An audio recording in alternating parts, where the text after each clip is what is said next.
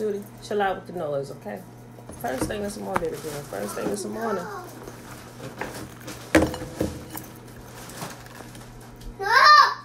Ah, see? Look. Flying! It's flying!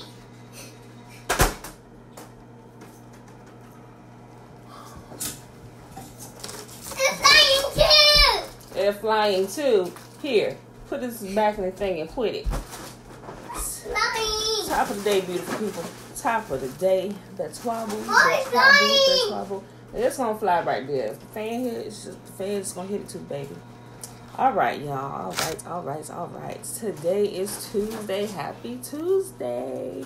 It is the last day of March 31st, 2020. And it's day 111 of year 2 of reading through the Old Testament. We are reading today 2 Kings 21, 22, and 23. And you know what? Tomorrow is our last day in the book of Kings. Then we'll go right into First Chronicles. Yay. Betwabu, y'all. Betwabu. Hey, girl. Hey. Oh, hey, Pastor Brenda. Good morning. Betwabu. Listen, y'all. I must talk about this. I not must. I really want to. Something that happened yesterday. Girl, she is. She on 100 first day this morning.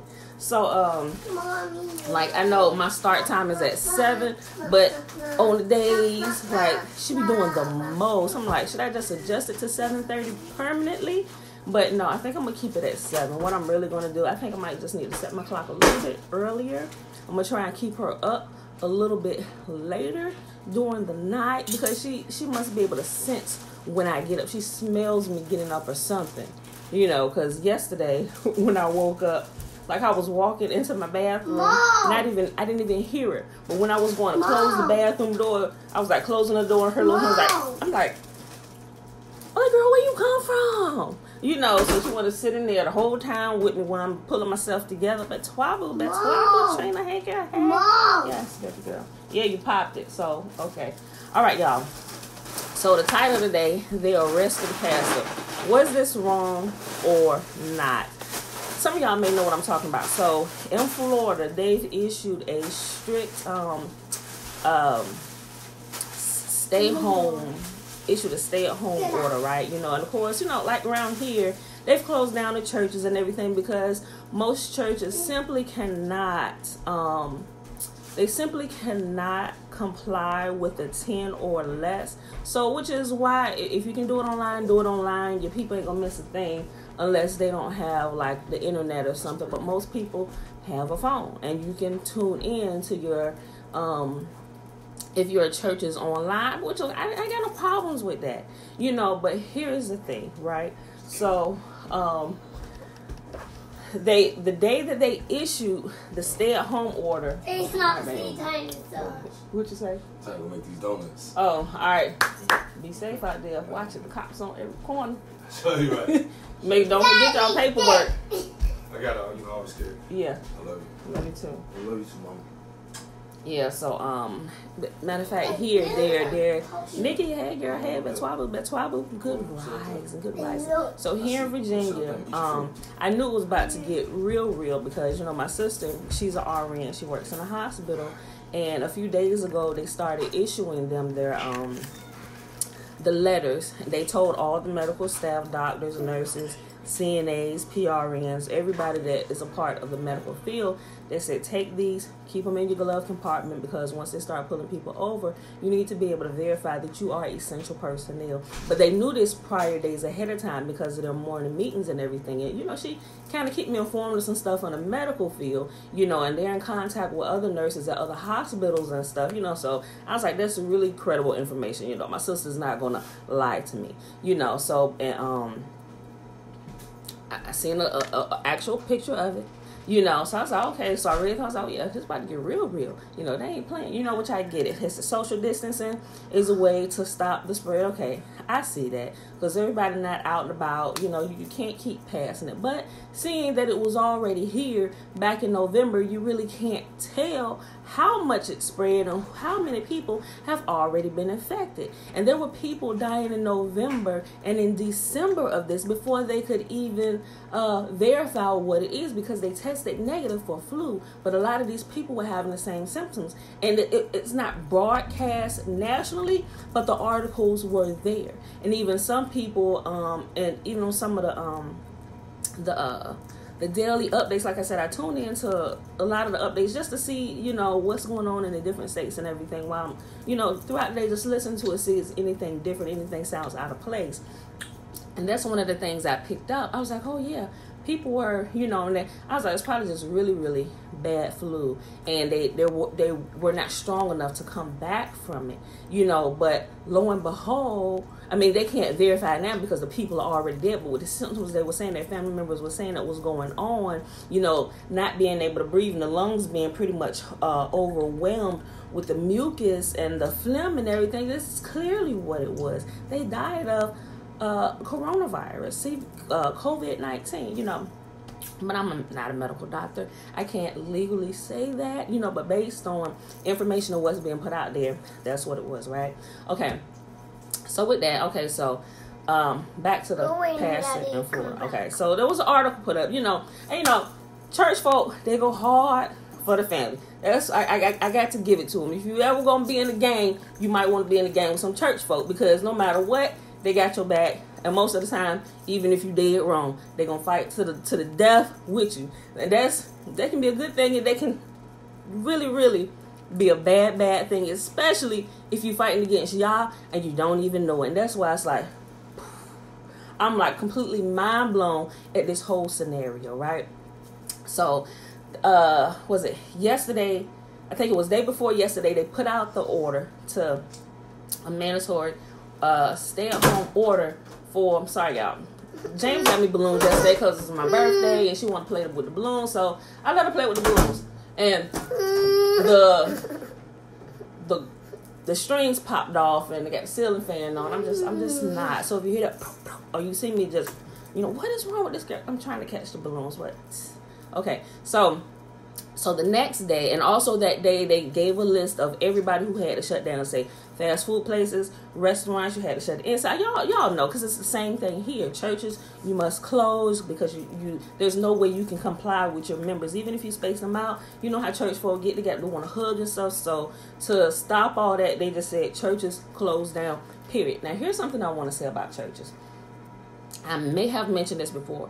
I'm saying this because they put this out here. They said if churches don't comply, they would run the risk of losing their nonprofit status. I'm like, well, first of all, if people read and really paid attention, I did taxes for over a decade. And when I found this out, I actually told a couple of pastors about it. This is really good information. So if churches, they think that they have to take the 501c3 status, they absolutely do not need to take the 501c3 status to become a nonprofit, because according to the IRS tax code, churches are considered a nonprofit already. They don't have to file for the status. Now here's the kicker. When you file for the status, this is when the government can begin to dictate what you preach from your pulpit, because once you take the 501c3 status, you technically become an agent of the state. And now you have to follow certain guidelines of what nonprofits have to do according to the IRS tax code. And some people's like, well, we ain't got nothing to hide, we'll go ahead, we'll comply, whatever. I say, yeah, see, but it's the little things that you don't see that add up, that get you in trouble down the line. So now when there's a big issue with something that blow up in the news about homosexuality and the people want to talk about it and you're broadcast, now you have to make a decision. Should I talk about this? Do I really want to talk about this? What does the Bible really say about this? Or are we going to skip around the topic so that we don't get in trouble and bring our church in trouble, and we're now jeopardize ourselves and put ourselves in a position to be audited and possibly have our status taken away and possibly shut down, right? So I'm like, now, when you run into those issues, now we can really see where your heart is at. Some people say, we want to use wisdom. No, you really follow y'all. You really follow y'all. You really teaching what's here. You really have no fear. You really serve him. Tell us the truth. Tell us the truth. You done took this 501c3 status. Tell us the truth, or you scared they might come take it and take your livelihood away too. Now we know what God you really serve. You really serve the God of mammon. You really serve the God of mammon, because you won't tell the people the truth for fear that they're going to come and shut your four walls down. So we know, and that would have been the day that I would have walked away from that church, because you're a liar and you're a charlatan and you won't tell the people the truth, and you love money more than you love y'all. I'm telling you. Okay. So I said that because of what I'm about to say, right? Okay, so now this pastor, mind you, the day before, the state put out the order, shut down. You can't have the service. You can go online. We have no problem with that. Just, we want to make sure everybody's safe and the spread is not being done. So we also know in another place that pastors did not follow it. They continue to have the church service, and next thing you know, a few days later or whatever, people start from his particular congregation. After that, Bella, stop that. After that particular church service, people from his congregation started getting sick, because there were people in his congregation who were COVID-19 positive and didn't know it. And they were there hugging, bless you, sister, bless you, but hey, bro, God bless you, man. And then, do you know how we do at church? Hugging everybody, we'll dap you up and all this stuff. And all the time you dapping up, you passing COVID-19 along to the members of the church and the parishioners. And not only them, everybody want to say hi and bye to the pastor. You know what? The pastor got it too. The pastor and most of his congregation. Why? Because you all are rebels. You are rebels, and you don't know what's in this book. And everybody wants to be like, everybody, we want to see a move of God, and it's the scary times, and people want to meet at the house of the Lord. I said, but wait a minute. Nobody's paying attention, and nobody reads this. I get the logic of that. So what makes you think when COVID-19 breaks out that the power of God is going to be there? Where was the power of God in your church all before COVID-19? You ain't going to tell me just because the people got scared. Stop. How about, come on. You ain't going to tell me just because the people got scared, because airborne virus is now killing people and they dropping like flies all over the earth, that y'all is going to show up now and he didn't show up before? You mean you're going to actually be able to summon him in this one church service when y'all been acting a fool all this other time? Okay, I'm you too hard, you too hard. No, I'm not. I didn't even got to know your church. But I tell you one thing, if the power of Yah was in your church, the whole world would know. The entire world would know that the power of Yah was in your church. So don't come to me with that foolishness telling me, the people want it to gather because they're looking for God. I get that. And we should be.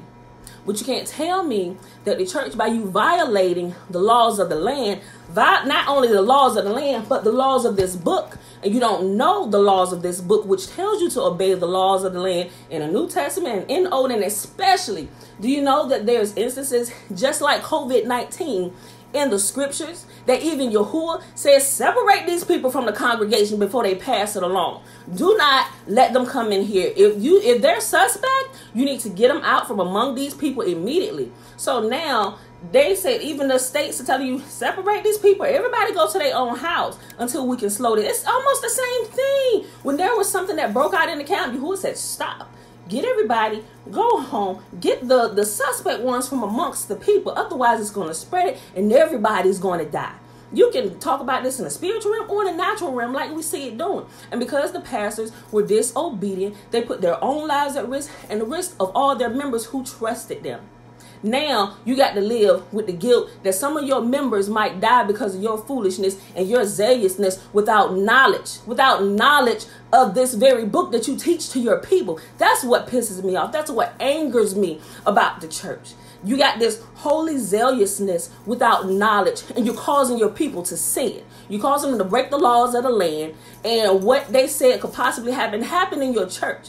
Most of your church, everybody that attended that assembly, and possibly the ones that didn't attend the assembly, and possibly some of the husbands that didn't go, or the children that stayed home with dad or whatever, but you went and you attended this service. Now, not only did you get infected in the church with the members that went, but everybody went back to their own homes and infected their entire homes.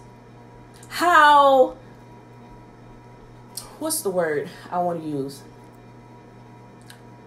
My favorite word has become disgusting. We have people in the pulpit teaching Yahuwah's people to do disgusting things that strictly go against what he say. I get the logic of people looking for God at this time. Everybody want to crowd into the church. I'm like, but crowding in the church will get you dead a lot faster today with COVID-19 than you would be staying at home. Y'all got FaceTime. Y'all better get online, start a prayer line, phone prayer line or something. Get on Google Chat where you can see everybody's face on multiple FaceTime chat. Y'all can do that. What is wrong with y'all? So I brought that up because I told you. You told me? Okay. Eat whichever one you want to.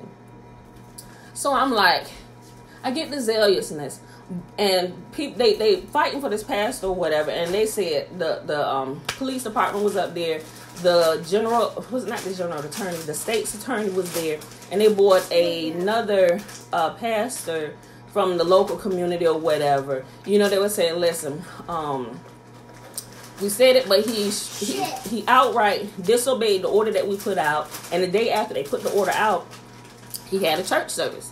And not only that evening, he had a church service. And not only that, the next day, I think it was like a Sunday, but anyway, like 2 days after, he had a couple church services after they had put that out, and somebody reported him, and they should have reported him, because you're supposed to be a pillar in the land that people can look up to and come to advise you. Who said priests should have wisdom flowing off their lips? Priests should preserve knowledge. But the priests out here are teaching the people to be vagabonds and to disobey order. Mom, yes. Let's play in here. Okay, don't pull out the big one. Yahuwah has a lot to say about this. When they said, remember when, or we haven't gotten to it this time yet, but we've seen little small things. Yahuwah kept telling Zion, Israel, listen, straighten up, keep the commands. Otherwise, I'm going to bring judgment. So and people, they seem to go into some kind of daze like Yah is not going to show up, like he's not going to bring judgment, like he constantly says. So when they stop listening to Yah, they stop listening to the priests. Like I said, he raised up prophets from the midst of them who have grown up with them and seen the foolishness and the garbage that they do. So then he activates his prophets, and the prophets began to speak. Yahuwah said, return to his commands. Keep his commands. Otherwise, Yahuwah got specific. The king of Babylon is coming to take you away. They didn't believe, oh, get out of here, prophet. You hear from Yah, I hear from Yah too. And that's the kind I've heard even yesterday. I've seen prophets type this stuff. People who call themselves prophets. I'm not saying that they not prophets. I was like, you in trouble?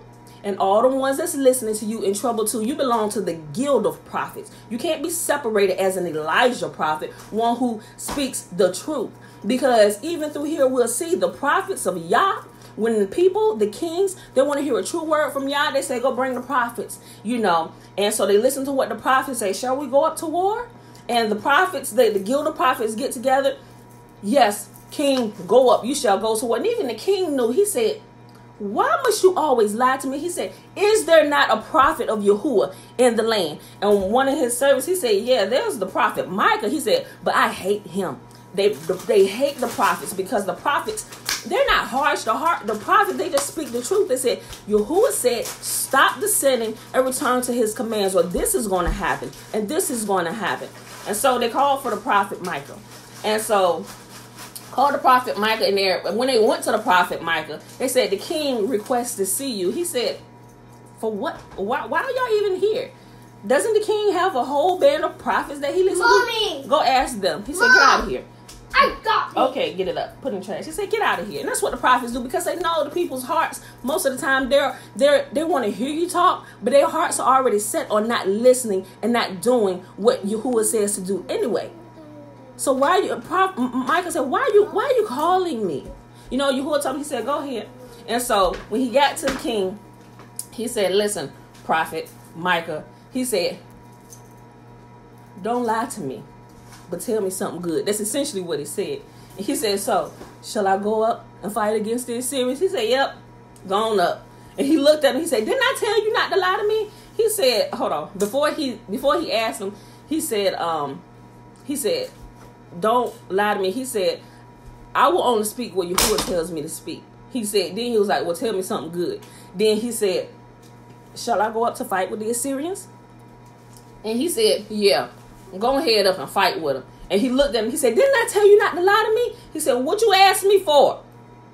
He said, listen, this is the word of Yah. He said, every man go to their homes. Do not go up there messing with them Assyrians. He said, because I will not be with you. And see, and then the guy came out. He said, see, he never has anything good to say. That's why he said, I hate him.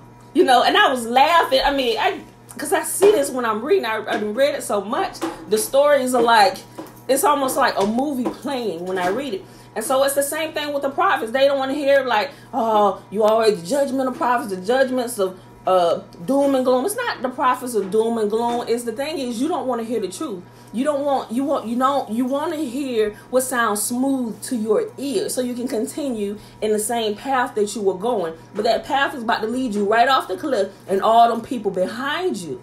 You know, so that's why they dropped the prophet Jeremiah in a cistern to kill him, because they didn't like the words of Yah that were coming out of his mouth. You know, so, but Yah is always faithful to his servants. Story, come alive. Oh, yes, Trina, story, come alive. And it's coming alive, and people aren't seeing it. You know, so they said, the king said, go get the prophet Jeremiah from out of the cistern, because I'm afraid he might die down there. And some of his servants went down there and took him out, and they hid the prophet Jeremiah away. And Jeremiah got to live a long life to the death. His death. And although the people went into captivity, Jeremiah got to stay in the land.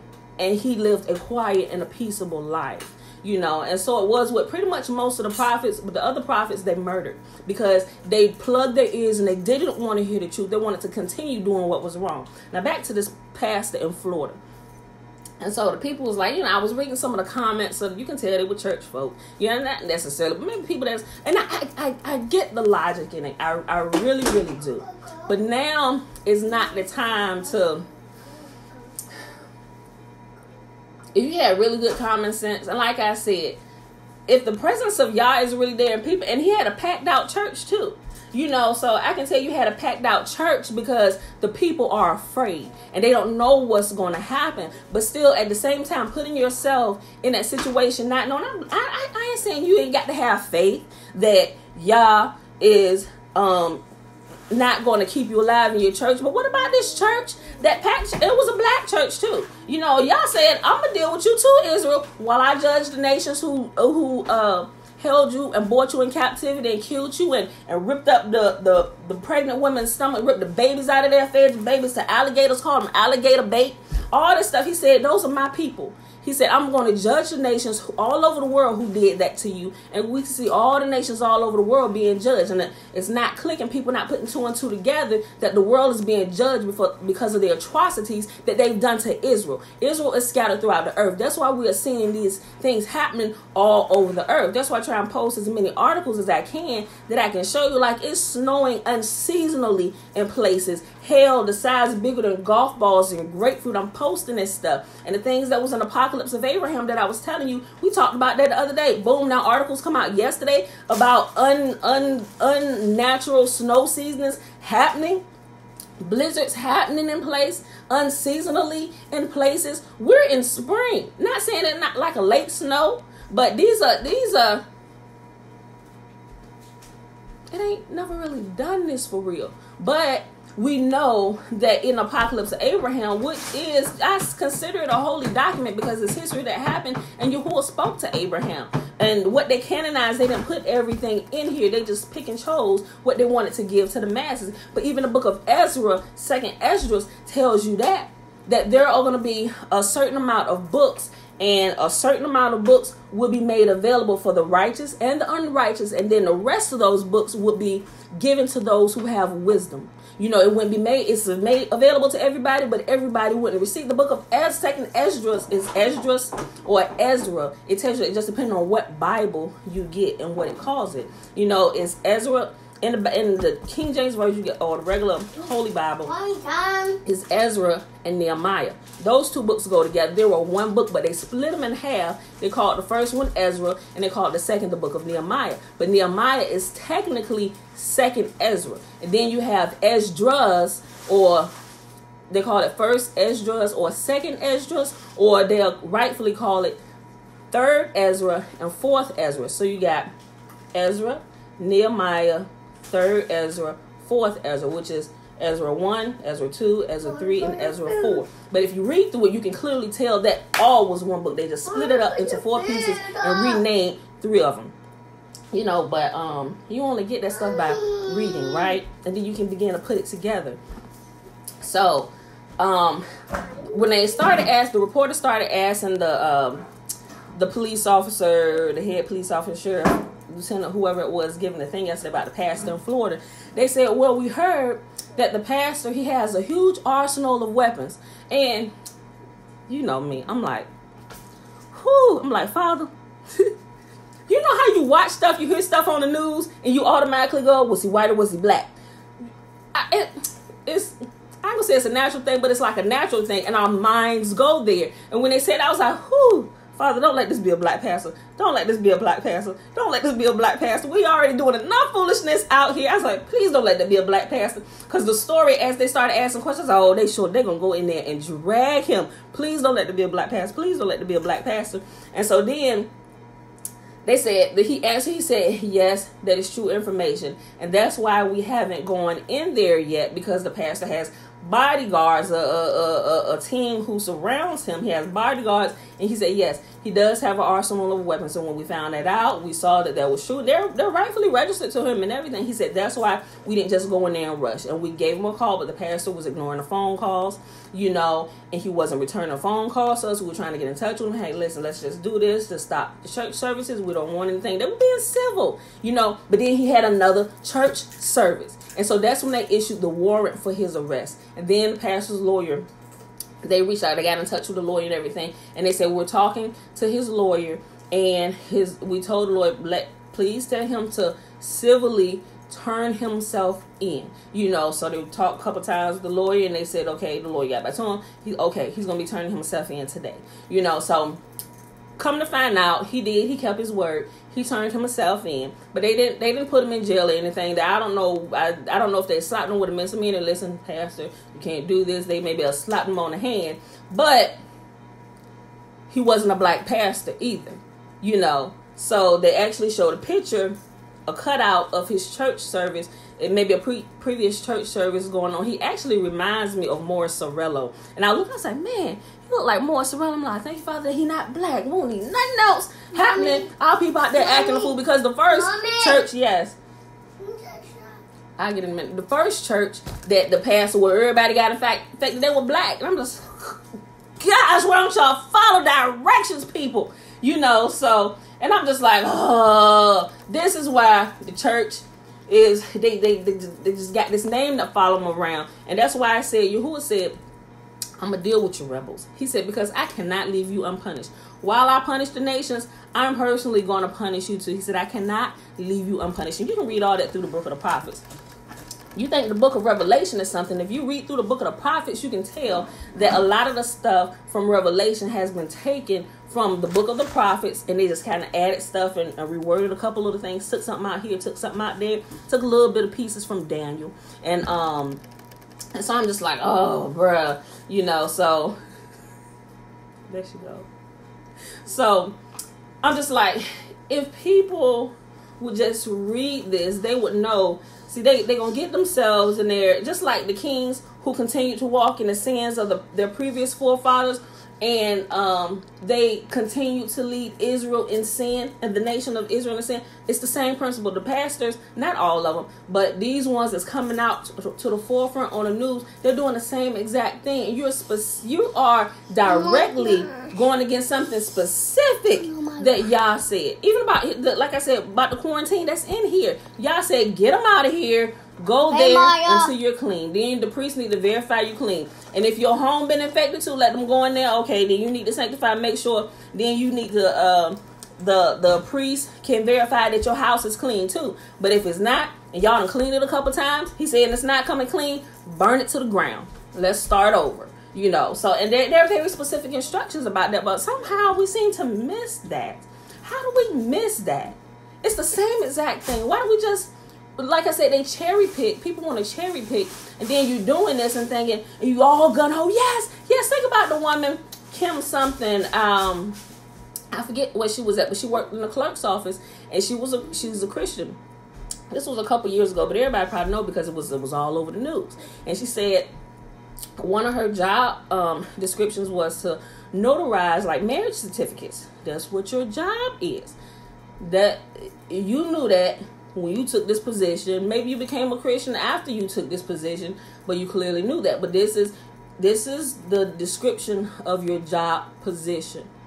Now, if you no longer, when they approve homosexual marriages, because this goes against what you believe, and this is part of your job description, at that time, you should have made a decision to quit your job or go for another position where you didn't have to put yourself in jeopardy of violating what you believe. Now, but no, you want to get up there and you want to make a big scene about it. I'm a Christian and this is against the Bible and we cannot. I get that. I completely get that.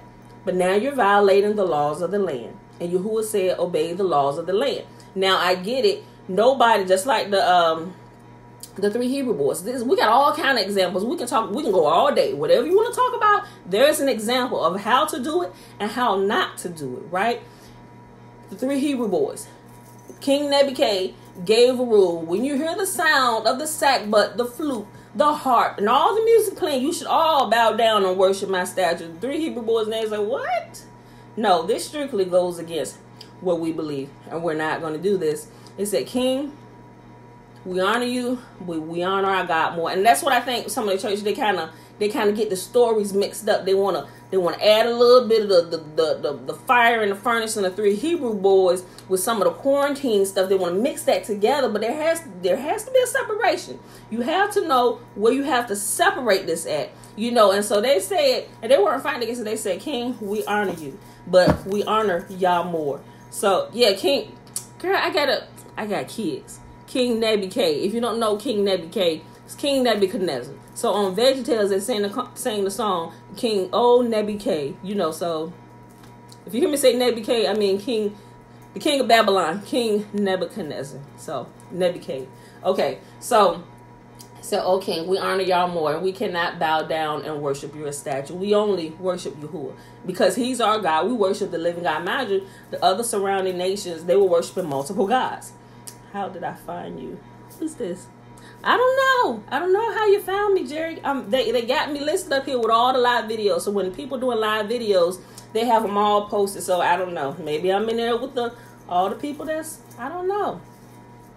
So, but anyway, and so he was wroth that his servants, King, you set this decree. Daniel and his buddies out there, they is not bowing down to this statue that you set up.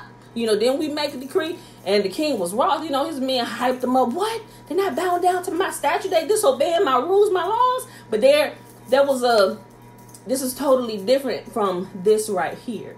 You know, you're like leading your congregation into sin by directly going against something that you can control. They couldn't control this right here. You know, okay, this is what the laws of the land say. Okay, people, we have to do this because by having a service, we cannot comply with the 10 or less. And you know, and we already had instance where this other church just a week prior, so everybody knew about that because that was national news, and all the church, including the pastor, they got infected with COVID-19. So this particular pastor that decided to do this yesterday and a couple days prior, they've already saw this. It wasn't like this hadn't happened yet. They already saw this and it was national news. So you still going to take a chance?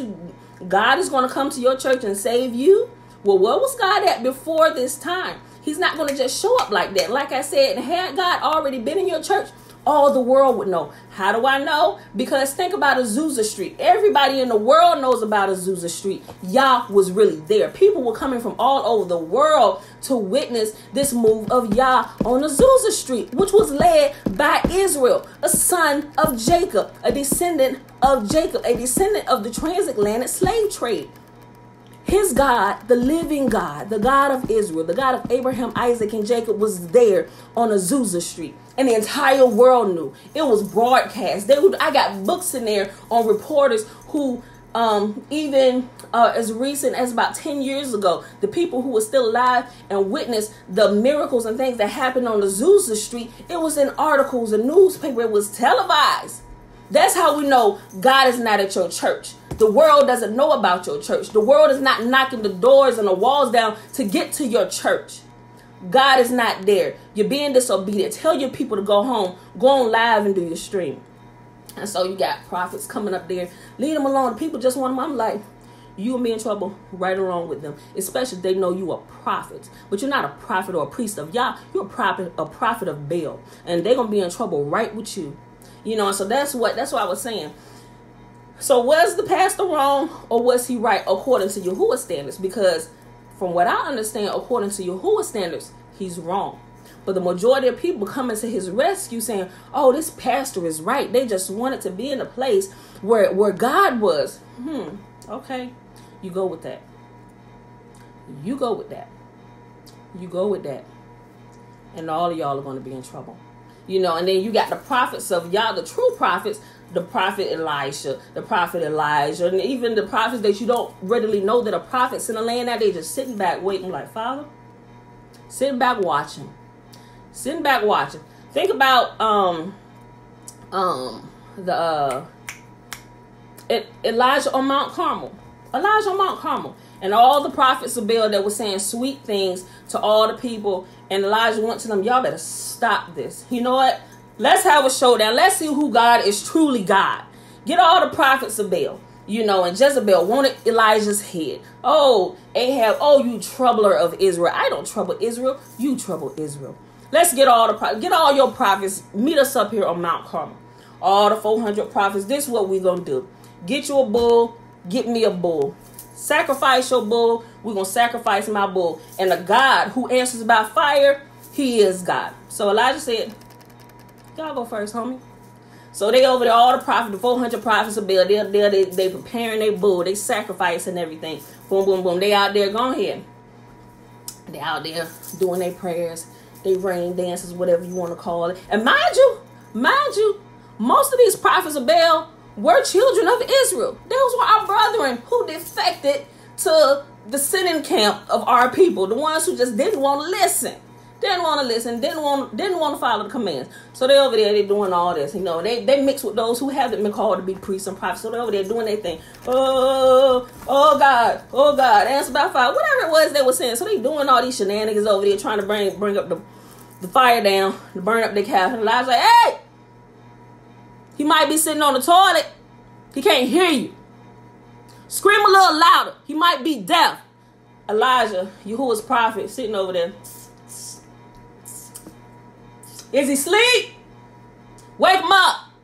You know, he over there just mocking them. You know, because Elijah knew that the living God was with him. Right? So he said he let that crap go on all day. All these shenanigans he let go on all day long. He said, all right, enough of this. Bring my bull. Dig a ditch. Put the bull in it. Drench it with water. Put some more water on it. Put some more water on it. Put some more water on that bull till it was drenched and no fire could be made on that bull. Right? And so he do none of this crazy mess. He just said, drench the bull in water and watch my God answer by fire. And he said, Father, I am doing this at your word, that they may know that there is a living God and you rule in the kingdom of men. I'm paraphrasing, but this is just the way what he said. And he said, let it be known today that you are the only God. You are the only God who answers. You rule in the kingdom of men, and show all these prophets that they've been leading your people astray. Drop the fire on it. Sucked up, consumed the entire wet bull, and Elijah said, round up all the prophets of Baal and burn them all for lying to the people and leading Yahuwah's people astray. Immediately the people, they defected to Elijah. They rounded up all them prophets. Just imagine the scene that was going on there when they realized the prophets of Baal had been leading them astray. They saw that wet bull consumed with the fire from heaven. They thought they was next. What you say, Elijah? Get them, get all of them. He hot, he running up the tree. Get them. They got all the prophets. He said, burn them all right here. And everybody, your God, Elijah is God. Then Jezebel wanted his head. So, it's the same thing today. Who we going to listen to? If you got a lot of prophets telling you sweet things, why is a prophet telling you about to get a car and a house? There are no prophets through here telling Yahuwah's people they're going to get a car or a house. What Yahuwah's law says is if you keep my commands, I will keep you. You don't even have to ask for things because I know what you need before you even ask me for them. Why are you telling them they're going to be blessed with a car and a house and a new job? That's not what Yahuwah don't need prophets for that. That's already set in his commands that those things will come when you're obedient and you live according to his rules of life and rules according to living in this land. What do I need you for? So was the pastor right or was the pastor wrong, y'all, according to Yahuwah? Because according to Yahuwah, that pastor in trouble. And like I said, had the power of God been there previously, we'd all know. We'd all know. But it wasn't. You're a vagabond and you're a tyrant and you about to get burned up with all the prophets of Baal. Round him up and all who listen and follow to him. It's time for the land to be cleansed. You know? All right, y'all. So was the pastor right or was he wrong? These people done pitched, girl. Because I'm like, first of all, let me stop. Because we've been going on how long? We've been going on. I ain't even did the reading for this. Okay, so that's what I just wanted to bring that out. So we got the foolishness going on in the land. You need to be following the laws and commands. The days are going to get worse. They're clearly going to get worse. If you read it, you would know that the days are going to get worse. They're going to get worse. But those of us who keep Yahuwah's laws and commands, we are at peace. Because we know, of course, he was absolutely wrong, Jerry. He was absolutely wrong. And now, and if anybody in that congregation is positive or have the symptoms or are going to begin to experience the symptoms of COVID-19, they've already infected the people who they've come in contact with, because there's an incubation period, they say, from 2 to 14 days. And some people don't even experience symptoms in that time. But in that time, you're highly contagious. So, you know, there's going to be a reporter out there that want the preacher's head anyway. So we're going to find out whether the pastor's shenanigans over the last couple days actually got his congregation in trouble. And if they're going to be suffering for this, just like the other church last week. And what can you say? Can you cry out to Yah? You can cry out to him and he'll hear you. You know, because probably most of the people in this congregation were ignorant to what this says anyway. Because they probably don't read it. They probably only read what the preacher teaches them. I'm not saying they don't, but it's a handful of people that take the initiative and actually go through and read it from the beginning to the end. This is not a book where you can just skip around, because you're not gonna understand what's going on. You need to read it like a regular book. Go from the beginning to the end. You need to read it through a couple times to get the gist and the basis of the story and of the people that this entire book is about. And if you don't do that, you're wrong. And you get off into other doctrines and you take scriptures out of context. And we see it all the time. I talk about it all the time. We get stuff that's national news. Okay, let's bring this up. Was they right or was they wrong? We can clearly see, according to the word of Yah, that we've been reading through for the last couple years, since December 22nd, 2018, coming on live every day. Because this is why I'm doing this, because I'm showing you, you miss what's here. It's not done away with. What has been done away with? Thou shalt not commit adultery. Is that okay today? It's still not okay today. And a lot of people don't realize that's in the laws of the land. Adultery is forbidden. Although the states and the government doesn't necessarily enforce it, it's in the law book. You can go look it up. You can go look it up. That's why you can get a divorce if it's proven that your spouse was committing adultery. It's in the law. They got it from this law. All that stuff is there. Yahuwah's law teaches you to love him, to love your brother, and how not to violate yourself, how not to violate the land. How is that done away with? This is common sense. He told his laws in here how to keep your body clean. How is that done away with? He teaches us how to be a clean people. You are clean people, and this is how to be clean. Not just the outsides, but your spiritual insides and your physical insides. These are the foods you should eat and shouldn't eat. When you eat pork and bottom feeder foods like shrimp, you compromise your immune system. And that's how a lot of these people are getting sick. They have compromised immune systems. Think about China, why they done wiped out all them people because they eat bottom feeder foods. They eat pork. They eat rats. They eat roaches. They have market streets. They can eat dogs. They eat cats. And they're not afraid. They're not ashamed to show you this. They will slaughter a dog right in front of your face and cook it up. Huh? You don't want that? I'm like, oh my gosh, that's disgusting. You know, so I'm like, guys, this is common sense. And I'm trying to tell people, eat more fresh fruits and veggies. Y'all want to keep COVID-19 off, y'all? Keep y'all's commands. Stop putting disgusting. Say, yeah, it tastes good. You can make anything taste good. You season it up good enough. You cook it a certain way, but that doesn't necessarily mean it's good for your body. It's still going to kill you eventually. It's still going to kill you eventually. That's like some of this doctrine people are teaching in the church. It's going to kill you eventually. If you keep following it, it's going to kill you eventually. It's going to kill you slowly. And Yahuwah's people are none the wise. He said, my people are foolish. None of them have any sense. And he even told the prophets, he said, you know what, stop praying for them. When I read, I said, y'all said stop praying for them? Go read it.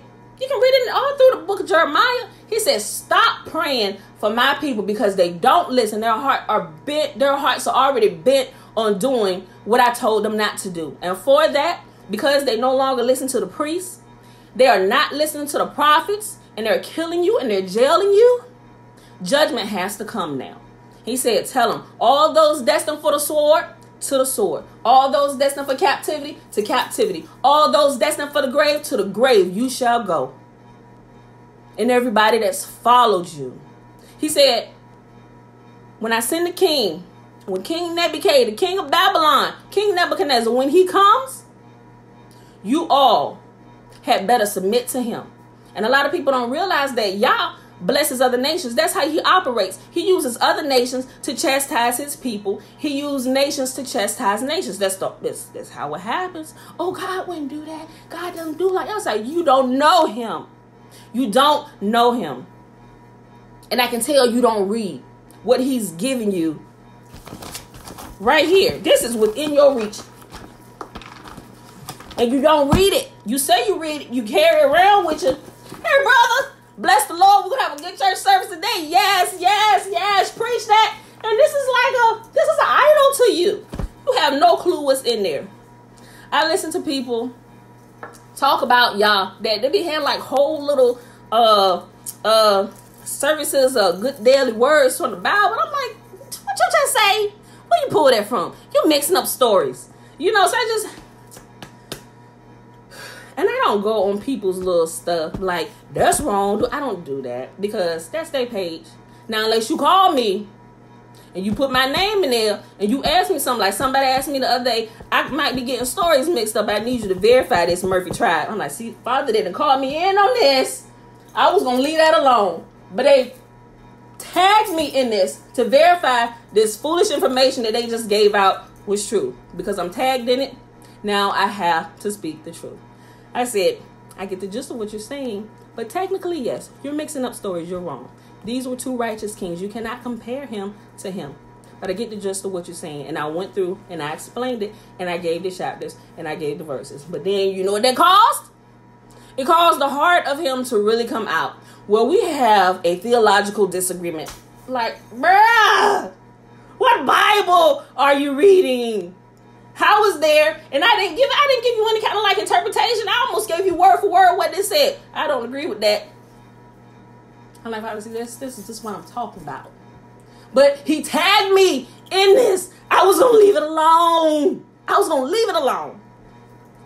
Gosh, he was wrong. Preach, girl. Most people only know what they've been told. Exactly. People only know what they've been told, and they don't go back to verify and vet the information. Because I like when I was growing up, I was like, you know what? I need to verify this information. Not that I don't trust you, but I'm like that now. I'm verifying everything you tell me today, though, because you won't have me falling off that cliff with you. I don't even want to go to work. I just want to girl, you better go to work. Go to work. You can. This is recorded. I ain't gonna get you in trouble. You supposed, girl, go to work, Trina. Go get dressed and go to work. You supposed to be at work. Go to work.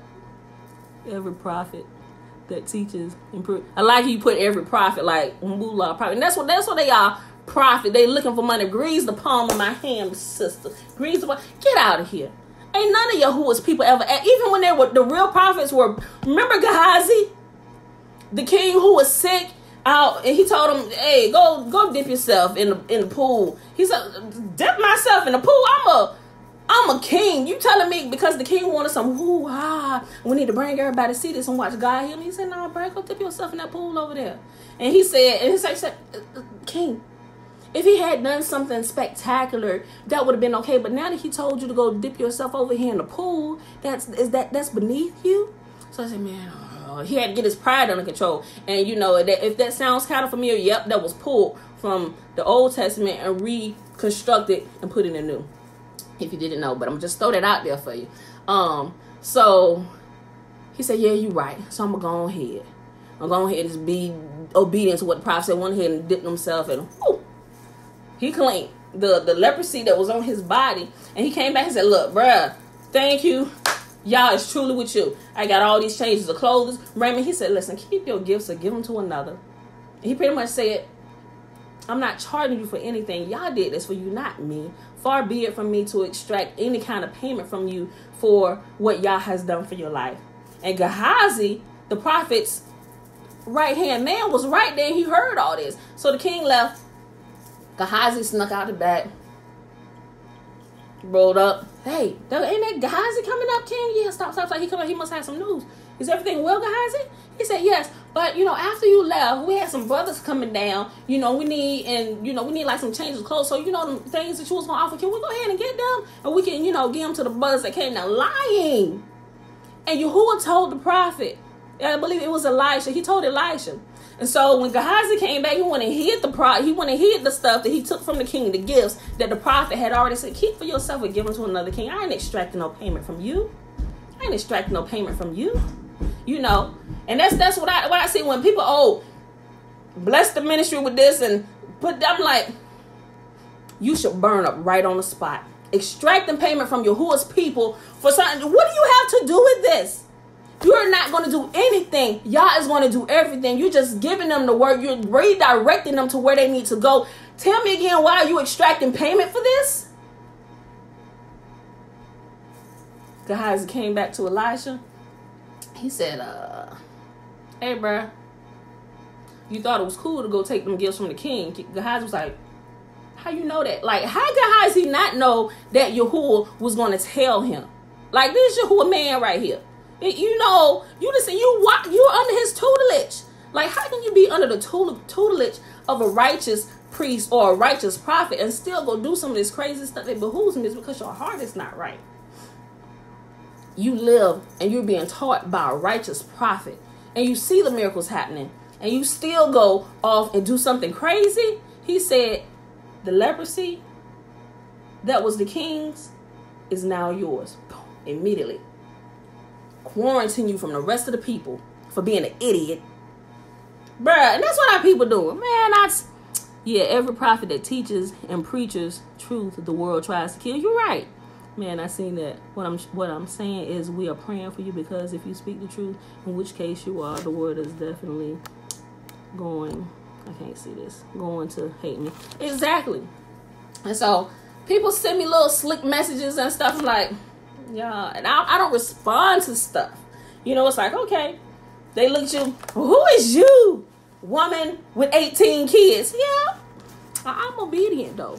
Yeah, I don't know about you. I ain't saying I'm perfect, but I know not to play around with him. Yeah, go ahead, keep on talking that. Yep, I ain't even gonna stand here and defend myself. I'm just gonna keep telling you the truth. You don't want to listen? Kick rocks, bruh. Kick rocks. Get out of here. You ain't gotta stay. You ain't got to come to my page. You ain't got to comment on my stuff. Like some people, they will comment on some of the things when I bring them with you. They want to go back and forth. I'm like, okay. I don't go back and forth with them to go toe to toe with them. But I'm like, listen, you might want to rethink that. Go back here, look here. Some of y'all done read some of this stuff. Now, no, sister, you wrong. I'm like, okay. All right. And I'll stop responding. And they'll keep coming on. Sometimes, like last couple times, I just ignored a couple people. I said, I ain't going there with her today. She already know where I stand. I said, I'm not. I'm just going to ignore people from now on because I already know your heart. Your heart is not right. I go to your page and look and see what you post. Your heart is not right. What are you trying to prove here? You know, so, all right, guys. So that went extra long than what I wanted to do. We ain't even did our reading for the day. And we ain't even had breakfast yet, Alicia. Okay, y'all.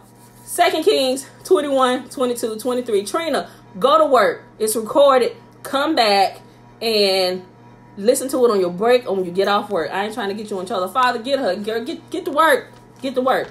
If you can listen to it in your ear while you drive and do that, but don't try and text and respond up here. Go to work, Trina. Go to work. Yeah, Alicia, because I know you will hop on it. Alicia like a Peter. She ready to slice off somebody's ear. What you say? I know you don't read Alicia. Alicia come locked and loaded with the priest and the prophet on her 24/7. That's my sister, if you don't know. Alicia Renee RN. Okay, y'all. 2 Kings 21 and 22. And I'm going to be fast, and then we're going to end this. I'm sorry, y'all. But I had to get that out just in case y'all saw that. And y'all was like, well, they just looking for y'all. No. They're disobeying y'all and disobeying the laws of the land that y'all told them to obey. All right. That's what I was saying about that particular thing. Yahuwah told Israel, he said, when King Nebuchadnezzar comes here, you go with him into captivity. And he said, those of you that obey, he'll allow some of you to stay in the land, stay on your own land and keep it. He said, but those of you who disobey him, you're going to die. He's going to kill you, and he's going to put you under hard labor for those he doesn't kill. You know, and of course, you got the group, no, we ain't got to listen to Jeremiah. He ain't going to do that. Hey, we ain't going with the king of Babylon. We just going to go on over here. And so it was a group of them, and it talks about it, a group of them that decided they weren't going to submit to King Nebuchadnezzar like Yahuwah told them. Yeah, I'm bringing a heathen king over here to rule over you. And we're going to see how just you think he is and how just you think I really am. Because every time he sends a heathen king to come rule over, you want a king? I'll give you a king. You don't want to follow? You think I'm a hard king? Let's bring a heathen king. See how you like that. They start ruling over them. Oh, Father, forgive us, please. And you know what? Yahuwah will hear their cries. He will raise up a deliverer and deliver them from the hand of the heathen kings and bring them back to the land. But there was a constant thing until he said, you got to go for a long time now. You're going to be a long time without a king. And that's the captivity we're currently in today. We've been a long time without our own king, and we're spread out all across the world. But now it's time. I'm at work. I have to open a clinic. Goodbye, Trina. It's recorded. Go ahead and open. If you can keep listening while you're open doing all your work, okay. I don't want to get you in trouble. Father, you see, I'm told that we got witnesses. No, I know you ain't in trouble. I'm just saying. But but that's what they said. Excuse me. And so there was a group of them said, we ain't submitting to King Nebuchadnezzar. And they tried to run off. King got it. He said, get that back over here. You know, and got him. Got him. Y'all thought y'all was going to run. Y'all thought y'all was lying to you. But y'all want to be hard-headed. Y'all think y'all can beat the system? They had to learn the hard way. All right. 2 Kings 21. I'm taking a sip of water. Sorry, y'all. Okay. Y'all gotta go. It's recorded. But I had to bring it up because we see that all the time, and it's like the church is getting in trouble. Don't try to use y'all as an excuse now when you weren't really... There's no power or nothing going on at your church. You got good motivational speeches and, you know, people playing on your emotions and stuff going on in your church. But there's no power there, because if there was power there, the whole world would know. So don't try and play me. Don't play me. Manasseh was 12 years old when he began to reign, and reigned 50 and 5 years in Jerusalem. And his mother's name was Hephzibah. And he did that which was evil in the sight of Yahuwah, after the abominations of the heathen, whom Yahuwah cast out before the children of Israel. For he built up again the high places which Hezekiah his father had destroyed. Remember how after you watch your king, your father rule as king, and he was a righteous king before Yahuwah, and he was the only king. Before and after him, there was no king who actually tore down all the high places and all the Baal worshiping centers that the other kings, even that were considered righteous, didn't do. They said they were considered righteous, but he didn't tear down the high places. King Hezekiah was the only one. Then your son comes after you and began to walk in the evil ways of previous kings and began to build up all the high places and Baal worshiping places that your father, a righteous king, tore down. People's hearts, because you can be under the teaching of a truly righteous king or a righteous teacher or a righteous priest or prophet and still decide in your own heart, I'm not going to walk in those ways, and he did that which was evil in the sight of Yahuwah, after the abominations of the heathen, to whom Yahuwah cast out before the children of Israel.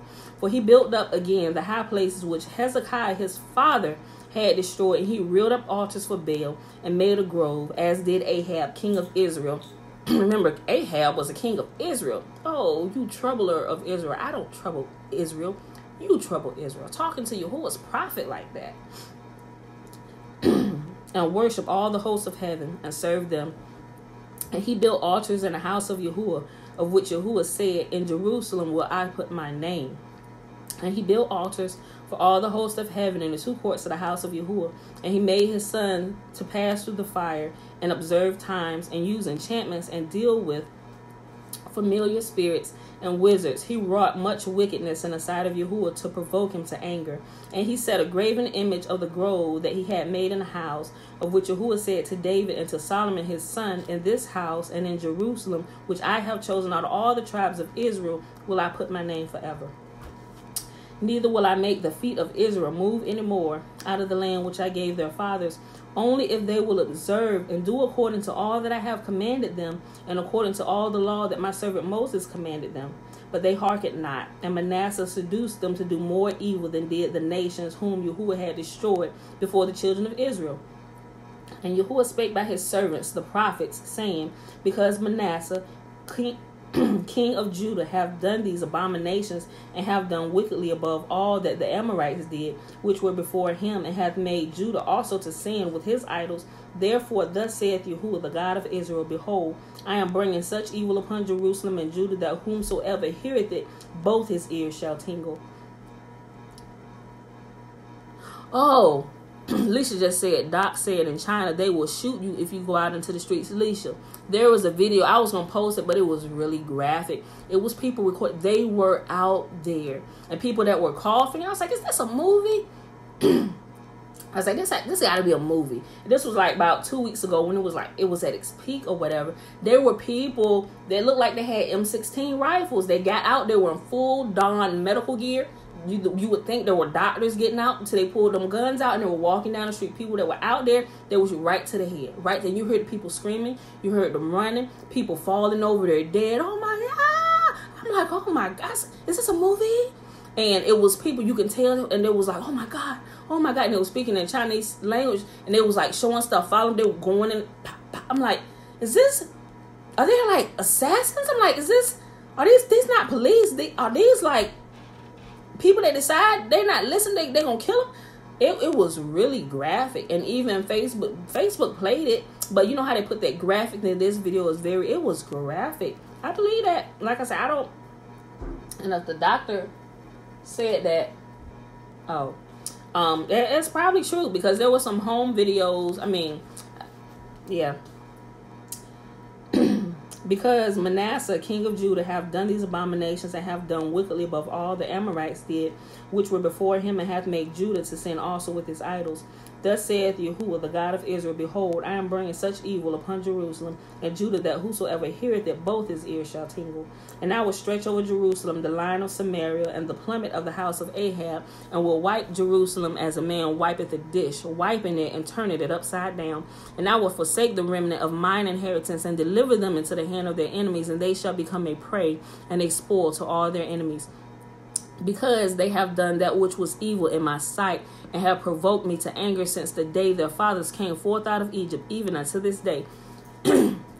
Remember in Genesis chapter 12, I believe, verse 15, or was it 15 and 12? Anyway, when he told him, he said, Abraham, down in the future, your lineage is going to go into captivity, and they shall they're going to be there for 400 years. And a lot of people think, oh, they went in Egypt, that's 400 years. No, if you go back and you read and you pay attention, they were only in bondage in Egypt for about 260 years because they give you the clues that there was math there, because they didn't go into bondage until after Joseph had died. Remember, they had already been in the land for like a couple hundred years before, no, not a couple hundred, like when they came into the land, they weren't in bondage until Joseph had died, which was it was quite a few years.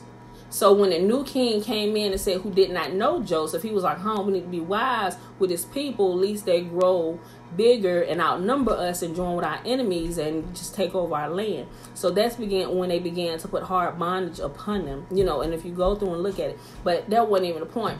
After they came out of Egypt with Moses, Yahuwah reiterated to Moses, mind you, they just come out of bondage of Egypt.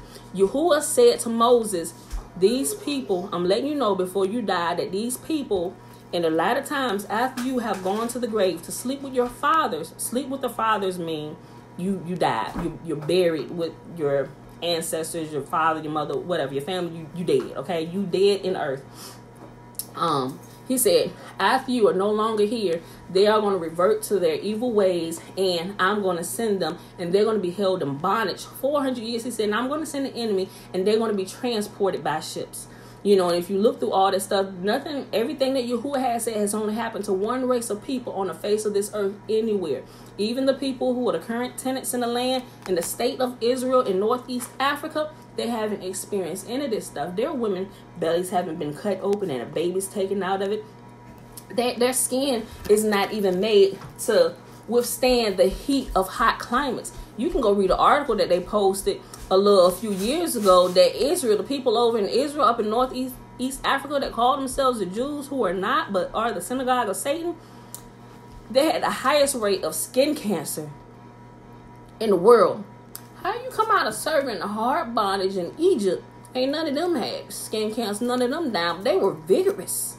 They could withstand anything. They're not talking about you. It's only one group of people on the face of the earth. We're Israel. And not all black people are Israel, but Israel is a people of color. Okay. So, but y'all get that. But that's what it was talking about, because Yahuwah, I brought it up to say, Yahuwah reiterated that they were going to go into slavery again, this time for a very long time, 400 years. He said, but after that 400 years is up, he said, I am going to judge all the nations who held them captive.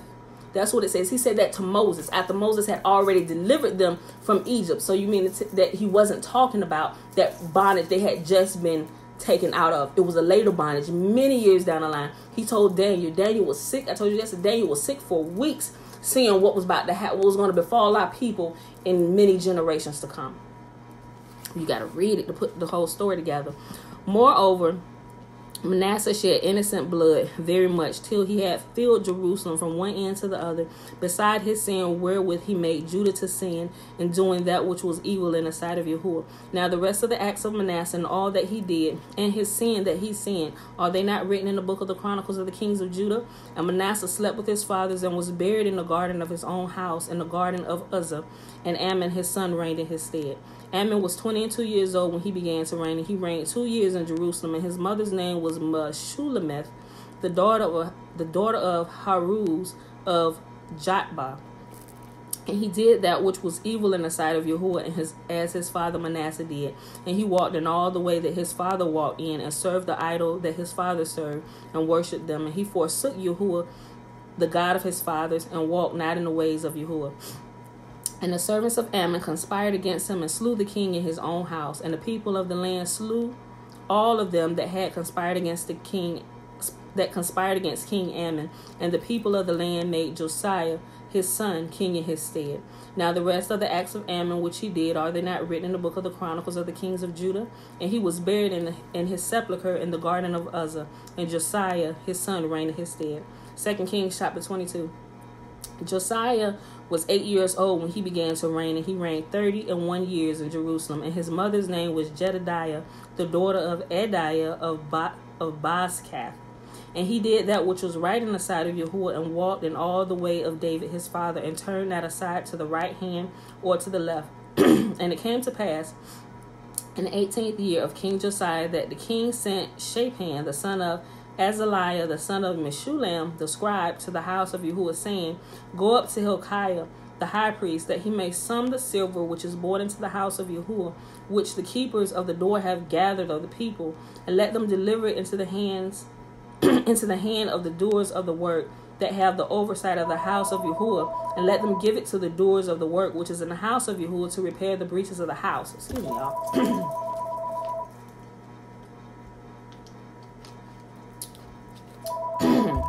Unto carpenters and builders and masons, and to buy timber and hewn stone to repair the house. Howbeit there was no reckoning made with them of the money that was delivered into their hand, because they dealt faithfully. And Hilkiah the high priest said unto Shaphan the scribe, I have found the book of the law in the house of Yahuwah. And Hilkiah gave the book to Shaphan, and he read it. And Shaphan the scribe came to the king and brought the king word again, and said, Thy servants have gathered the money that was found in the house, and have delivered it into the hand of them that do the work, that have the oversight of the house of Yahuwah. And Shaphan the scribe showed the king, saying, Hilkiah the priest have delivered me a book. And Shaphan read it before the king. And it came to pass, when the king had heard the words of the book of the law, that he rent his clothes. And the king commanded Hilkiah the priest, and Ahikam the son of Shaphan, and Achbor the son of Micaiah, and Shaphan the scribe, and Asahiah, a servant of the king, saying, Go inquire of Yahuwah for me, and for the people, and for all Judah, concerning the words of this book that is found. For great is the wrath of Yahuwah that is kindled against us, because our fathers have not hearkened unto the words of this book. And that's why I be telling people, I was like, you see, perhaps 400 is a special number. Josiah was prophesied to be born 400 years prior. If you recall, the prophet prophesied this on the altar. Which prophet? Jog my memory real quick. I'm thinking. Oh, I'm sorry. Thing came in. Okay. I'm going to keep reading. I'll look back. Jog my memory. It's not clicking yet. Okay. Yes, babe. Okay. Get your cup and I give you some. Okay. For great is the wrath of Yahuwah that is kindled against us, because our fathers have not hearkened unto the words of this book, to do according to all that which is written concerning us. There you go. So Hilkiah the priest, and Ahikam, and Achor, and Shaphan, and Asahiah went unto Huldah the prophetess, the wife of Shallum, the son of Tikvah, the son of Harhas, keeper of the wardrobe. Now she dwelt in Jerusalem in the college, and they communed with her. And she said unto them, Thus saith Yahuwah, the God of Israel, Tell the man that sent you to me, Thus saith Yahuwah, Behold, I will bring evil upon this place, and upon the inhabitants thereof, even all the words of the book which the king of Judah hath read, because they have forsaken me, and have burned incense unto other gods, that they might provoke me unto anger with all the works of their hands. Therefore my wrath shall be kindled against this place, and shall not be quenched. But to the king of Judah, which sent you to inquire of Yahuwah, thus shall ye say to him, Thus saith Yahuwah, the God of Israel, as touching the words which thou hast heard. I get it in a minute. Because thine heart was tender, and thou hast humbled thyself before the Lord, when thou heardest what I spake against this place. No! Okay, it's the balloon, y'all. It's the balloon. that they should become a desolation and a curse, and has rent thy clothes and wept before me, I also have heard thee, saith Yahuwah. Behold, therefore, I will gather thee unto thy fathers, and thou shalt be gathered into the grave in peace, and thine eyes shall not see the evil. Okay. And thou shalt not see the evil which I will bring upon this place. And they brought the king word again. All right, Jerry, I'm still looking. It ain't clicking. I might know what you're talking about, but it ain't clicking yet. The prophecy about Josiah being born 400 years prior. Okay, last chapter for today, y'all. 2 Kings chapter 23. And the king sent, and they gathered unto him all the elders of Judah and of Jerusalem. And the king went up.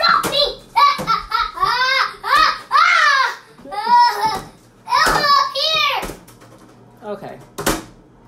It's gonna pop. Okay, take it. Oh, pop it. Sorry. Okay, y'all. I get it in a minute. Stop. And the king sent, and they gathered unto him all the elders of Judah and of Jerusalem. 1 Kings chapter 13. Okay. I'll look at that. I'm going to finish reading this. And I'm going to go back and read, and I'll respond so I can, in the video, Jerry, we can kind of chat. I'll go back and read it, and then I'll respond under here after this. And then if you come in tomorrow, I'll bring it up tomorrow. We'll kind of chat about it. You know, everybody can read it chapter, you know, we'll, you know, so I can jog my memory. Okay. And the king went up into the house of Yahuwah, and all the men of Judah, and all the inhabitants of Jerusalem with him, and the priests and the prophets, and all the people, both small and great. And he read it in their ears, all the words of the book of the covenant, which was found in the house of Yahuwah. And the king stood by a pillar and made a covenant before Yahuwah to walk after Yahuwah and to keep his commandments and his testimonies and his statutes with all their heart and with all their soul, to perform the words of this covenant that were written in this book. And all the people stood to the covenant. And that's simply what we're doing, y'all. We're just going through reading the words of the covenant, what Yahuwah said, and just trying to line up to it as best that we know how. Like, seriously. And as we do it, I realize that he's faithful in adjusting us. If we don't quite understand, he'll give us the understanding. Look, go here. Look, this is how. You know, so, and since I started doing, like I said, I was like, oh, we got to read this out loud. People not reading this. They have to see the difference in between actually reading this, understanding it, and keeping it, and being ignorant of it and not doing it. You know, it's really a life changer. Like I said, once I start putting this into practice, and my sister and some other people up here, they can testify. When we started lining up, like, wait, it said what? We done had the Bible all our life, but ain't really read through it, you know. And it's like, wait a minute. It's like, wait a minute. And then you start seeing even places where you were lacking, things begin to fuse together, and then there's no lack, and what you think will fall short, it doesn't fall short anymore, because now we're keeping the commandments. We're like, holy, I was about to say holy crap, but now it's like, holy, Lord God Almighty, who was and is to come. Oh my God, we just stumbled upon something. This is where the power is at, keeping Yahuwah's law, statutes, and commands. You know, I'm like, that's why I said, I'm like, why the church seem like it's dead? Why is there's no power? Because they try to do away with what Yah said. The power is here in keeping the law, statutes, and commands. Like, holy, Lord God Almighty, who was and is to come. You know, so that's why we're reading this out loud, y'all. We done stumbled upon something that we done had in our possession all our lives. You know. Okay, guys, can y'all just keep it down just a little bit for a few more minutes? I'm almost done. Okay, y'all. And hey, shh. Verse 3. And the king stood by a pillar and made a covenant before Yahuwah to walk after Yahuwah and to keep his commandments and his testimonies and his statutes with all their heart and all their soul, to perform the words of this covenant that were written in this book. And all the people stood to the covenant. And the king commanded Hilkiah, the high priest, and the priests of the second order, and the keepers of the door. Hey. Go ahead, sit it up there and take some of the fruit. Just please don't drop it, okay? All right. To bring forth out of the temple of Yahuwah all the vessels that were made for Baal, and all for the grove, and for all the hosts of heaven. And he burnt them without Jerusalem in the fields of Kidron, and carried the ashes of them unto Bethel. And he put down the idolatrous priests, whom the king of Judah had ordained to burn incense in the high places in the cities of Judah, and in all the places round about Jerusalem. Them also that burn incense unto Baal, unto the sun and to the moon, and to the planets, and to all the hosts of heaven.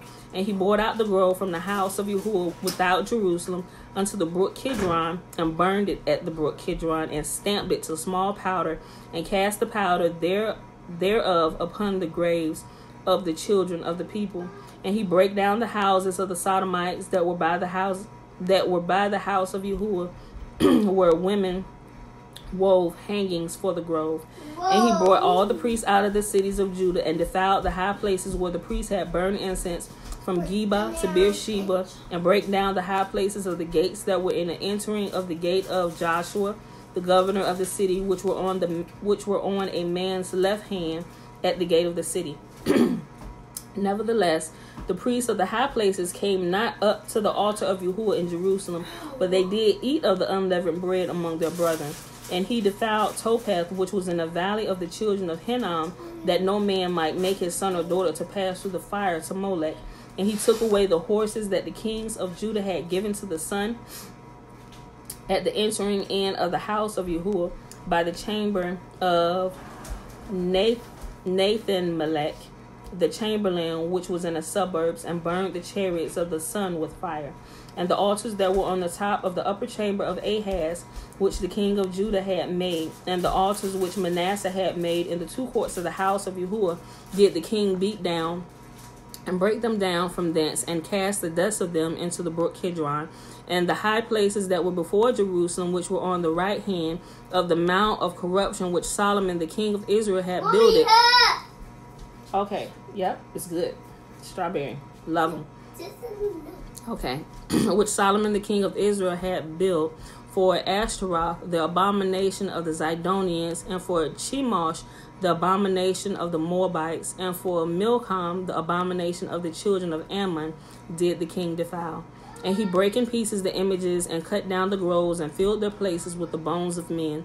Moreover, the altar that was at Bethel, and the high place which Jeroboam the son of Nebat, who made Israel to sin, had made, both that altar and the high place he brake down, and burnt the high place, and stamped it small to powder, and burnt the grove.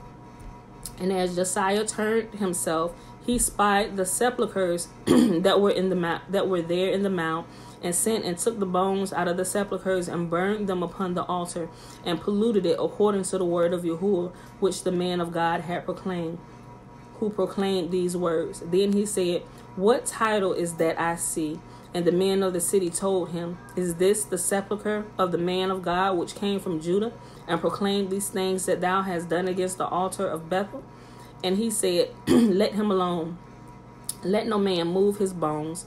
So they let his bones alone, and the bones of the prophet that came out of Samaria, and all the houses also of the high places that were in the cities of Samaria, which the kings of Israel had made to provoke Yahuwah to anger, Josiah took away, and did to them according to all the acts that he had done in Bethel. And he slew all the priests of the high places that were there upon the altars, and burned men's bones upon them, and returned to Jerusalem. And the king commanded all the people, saying, "Keep the Passover unto Yahuwah of God, as it is written in the book of his covenant." Passover is coming up. Passover is coming up. In my notebook, I see here, they got it listed, because I've been actually following it and watching it. I observed going out there and watching the moon and the sun and how the different gates and stuff. I just been paying attention to it. And as I calculated it, I got April the 7th at sundown begins Passover, right?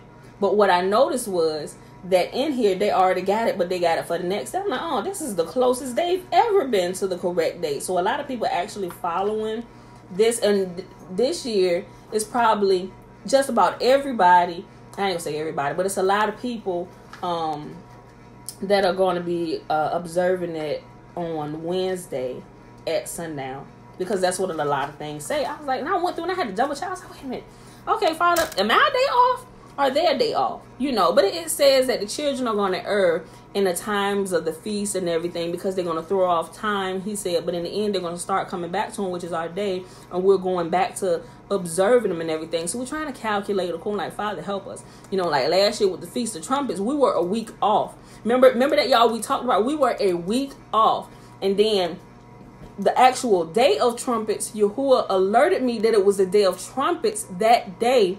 And what was crazy was a few of our family members, it's something, I'm just going to call it supernatural, or something strange happened to all of us that particular day. Like my children, like it was coming to me like, check your days, check your days, check your days. And I'm like, already, it's next week or whatever. But you know me, I'm like, okay, I need to go pull this up. So what happened, because I was slow and moving to go get my book to check out, I was doing something else.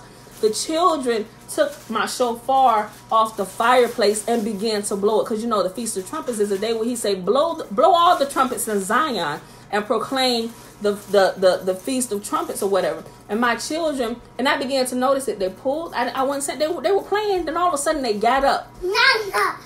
And they pulled the shofar, off of the fireplace, and they began to blow it and pass it along to each other. And it caught my attention. I was about to say, if you don't put that shofar back on my fireplace. I went to say it, but then I couldn't say anything out of my mouth, and I just watched them. And they successively passed it down the line. So all the small 4 children, and even Jeremiah came down and said, oh, y'all blowing the trumpet? Let me blow. I'm like, wait a minute. Let me get my book.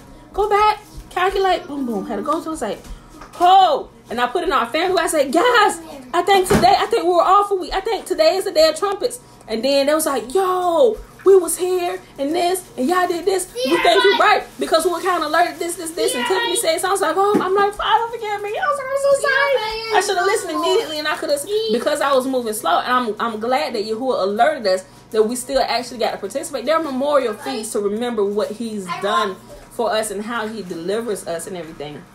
I'm like, Father, I'm so sorry. I'm so sorry. Forgive me. But I'm glad you alerted me where we can still celebrate it on this day.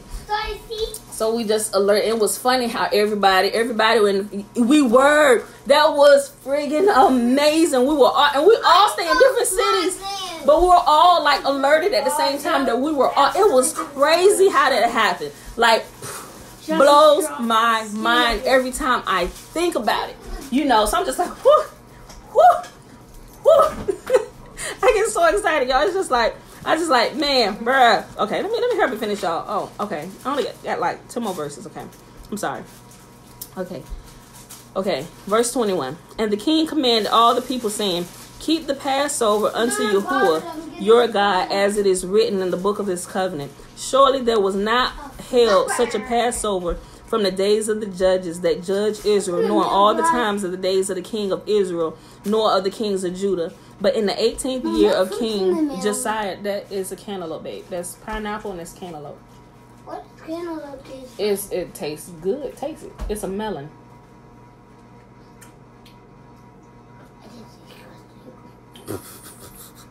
Okay. But in the 18th year of King Josiah, wherein this Passover was held But in the 18th year of King Josiah, wherein this Passover was holding to Yahuwah in Jerusalem. Moreover, the workers with familiar spirits and the wizards and the images and the idols and all the abominations that were spied in the land of Judah and in Jerusalem did Josiah put away, that he might perform the words of the law which were written in the book of Hilkiah the priest, found in the house of Yahuwah. And like unto him, there was no king before him that turned to Yahuwah with all his heart and with all his soul and with all his might, according to all the law of Moses. Neither after him that arose there any like him. Notwithstanding, Yahuwah turned not from the fierceness of his great wrath, wherein his anger was kindled against Judah, because of all the provocations that Manasseh had provoked him withal. And Yahuwah said, I will remove Judah also out of my sight, as I have removed Israel. And I will cast off this city Jerusalem, which I have chosen, and the house which I said my name shall be there. Now the rest of the acts of Josiah and all that he did, are they not written in the book of the Chronicles of the kings of Judah? In his days, Pharaoh Necho, king of Egypt, went up against the king of Assyria to the rivers of Euphrates. King Josiah went against him, and he slew him at Megiddo, where he had seen him. Okay, Trina. Love you. Okay, you catch the rest of it when you get off. I'm almost done reading. I got a few more verses, and we done. And his servants carried him in a chariot, dead from Megiddo, and brought him to Jerusalem and buried him in his own sepulchre. And the people of the land took Jehoahaz, the son of Josiah, and anointed him and made him king in his father's stead.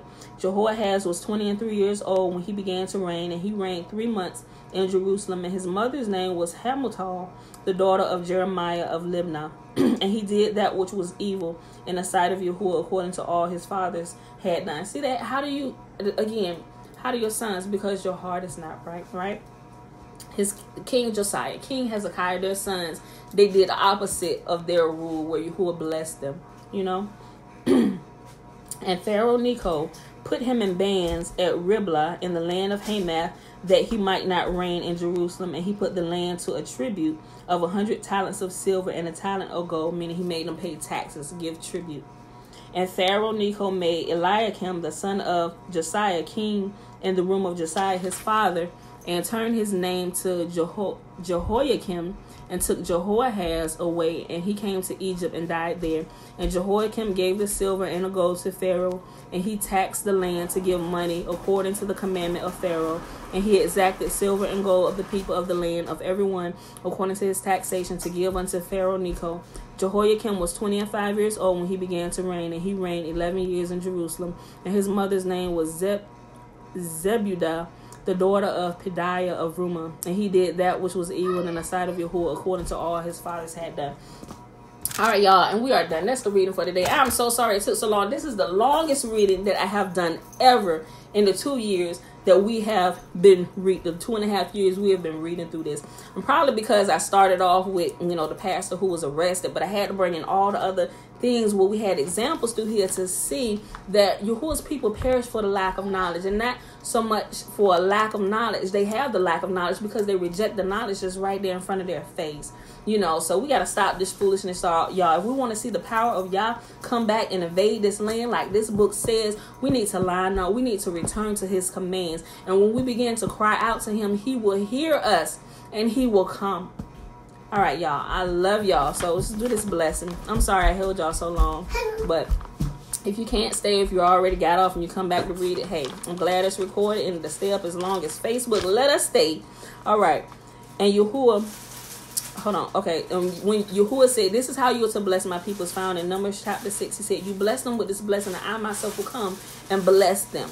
So we make it personal. May Yahuwah bless us and keep us. May Yahuwah make his face to shine upon us and be gracious unto us. May Yahuwah lift up his countenance upon us and give us his peace. And that's Numbers chapter 6, verses 22 through 27. But read the entire chapter to get the full just read it. Read it all. Go through it. Make it a habit to read it all. All right, y'all. I love y'all, and I will see y'all in the morning. Peace.